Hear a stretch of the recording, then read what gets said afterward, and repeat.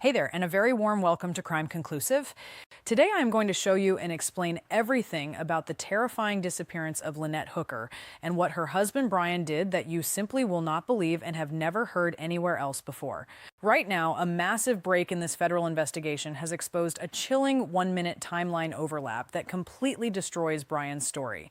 While he claims they were both drifting helplessly miles away at sea, marine tracking data proves someone manually cut the power to their luxury yacht's electronics at exactly 9:29 p.m.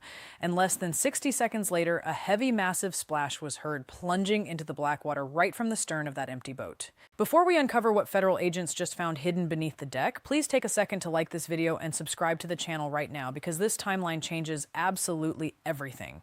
The deep blue waters of the Abaco Islands are legendary for their blinding clarity, a paradise where secrets are notoriously difficult to bury. But on Easter weekend, that tranquil setting became the backdrop for a web of contradictions that has left seasoned investigators entirely sleepless.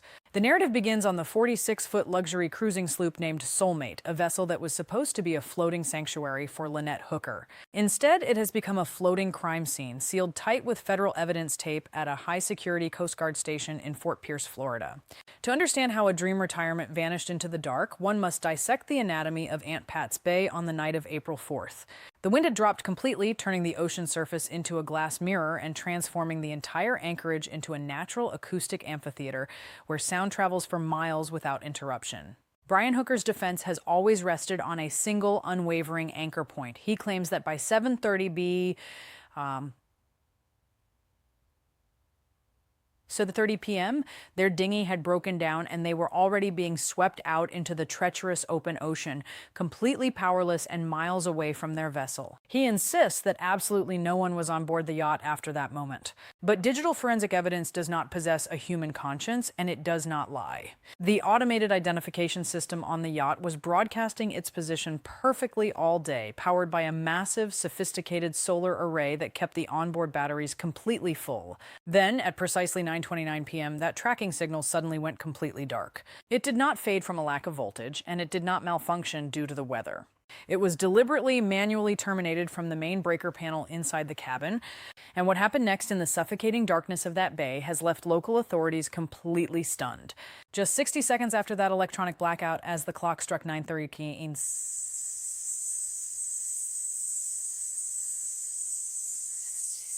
the eerie silence of the anchorage was shattered. A witness standing on the nearby shoreline, directly in the acoustic line of sight of the yacht's mooring position, heard a massive, unmistakable splash come from the exact direction of the vessel's stern. This was not the light ripple of a fish or the shifting of an anchor chain. It was the heavy, violent displacement of a massive object hitting the sea. In the quiet of an island night where festive holiday noises had finally died down, the sudden impact registered with terrifying clarity. It is a detail that completely upends the timeline provided to the family, because if Brian and Lynette were truly drifting miles away in a disabled dinghy as he claimed, it leaves a haunting question hanging over the water. Who was standing in the pitch-black cabin of that vessel to flip the kill switch on the tracking system, and what exactly went over the side of the boat just moments later? The morning sun of Easter Sunday should have brought a massive search and rescue operation into focus, but instead it illuminated a trail of geographical impossibilities that local responders could not comprehend. When Jim Todd, a veteran volunteer with the Hopetown Fire and Rescue Team, pulled a shivering Brian Hooker from the shoreline of Marsh Harbor, the husband's harrowing tale of survival immediately began to fall apart against the raw reality of the landscape.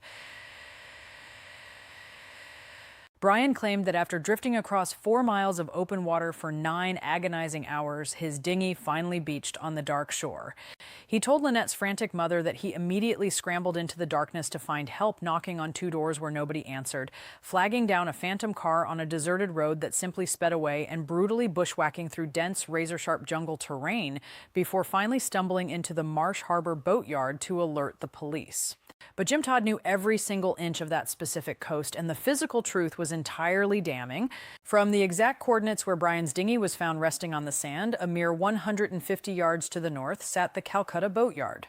This was not a hidden outpost. It was a massive commercial landmark blazing with high-intensity automated security lights that operated dusk to dawn, cutting through the island darkness like a lighthouse. For the final hour of Brian's supposed drift, this blinding wall of electricity would have been directly in his line of sight, screaming to be used as a sanctuary. Yet, Brian chose to walk completely in the opposite direction, plunging directly into a pitch-black, treacherous mangrove swamp to the west, where there were absolutely no houses, no lights, and no human life at 4 in the morning. To go south toward Sweeting's village meant crossing deep, invisible water inlets in total darkness without any light source guiding him, an athletic feat that local responders deemed virtually impossible for an exhausted, traumatized survivor. It was a nonsensical route that defied every basic human survival instinct. Why would anyone ignore a brilliantly lit commercial boatyard just yards away to march deeper into a hostile, pitch-black jungle? The compounding lies only grew more intense when investigators looked at Brian's physical condition upon his rescue. He had explicitly claimed to his family that the jagged, sharp limestone shoreline, known locally as unforgiving moonrock terrain, was brutally cutting his bare feet as he desperately sought help.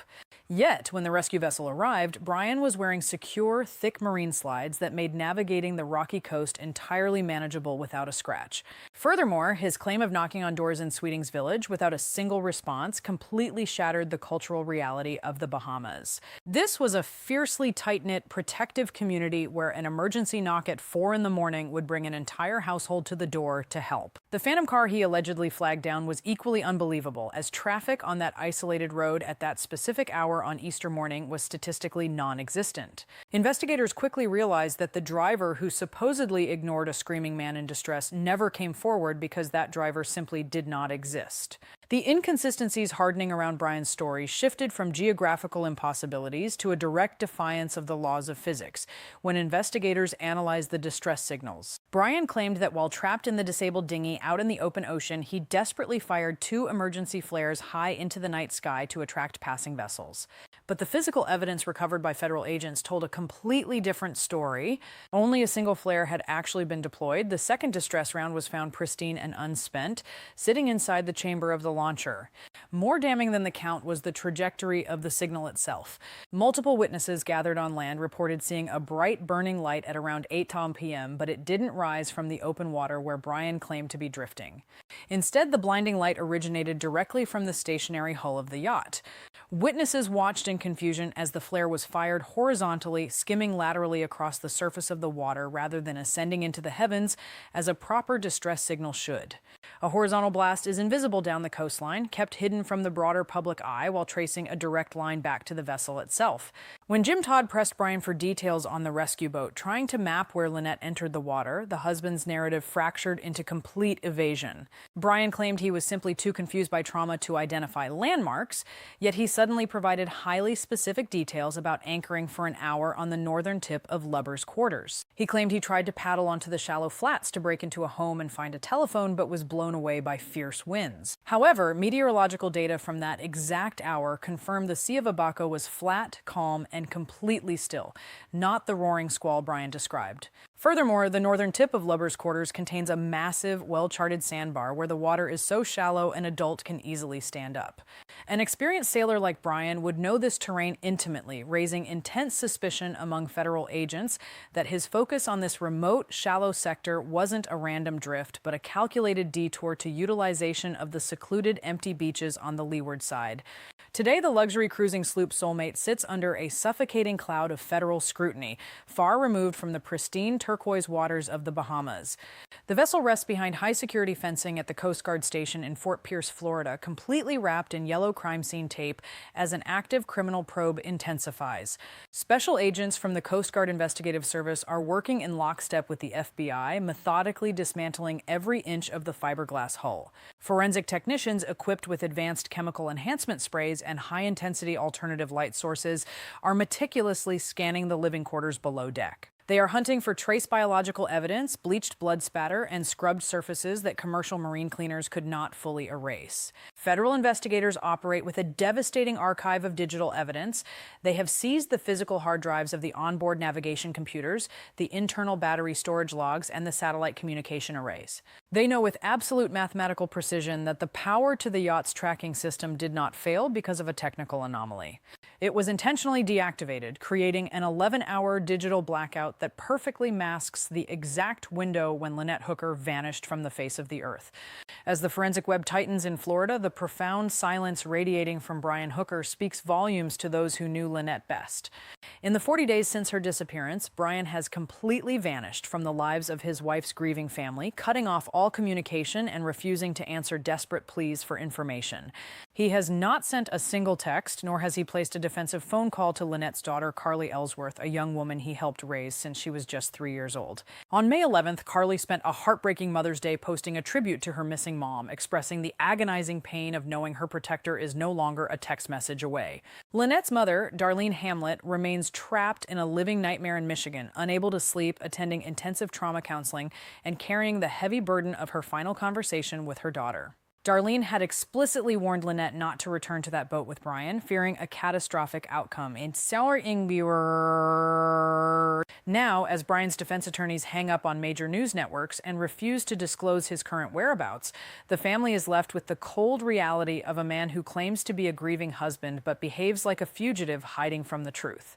The Sea of Abaco is a shallow, blindingly clear basin that rarely keeps secrets for long, yet despite thousands of hours of dive operations, sonar sweeps, and aerial tracking, it has returned absolutely nothing.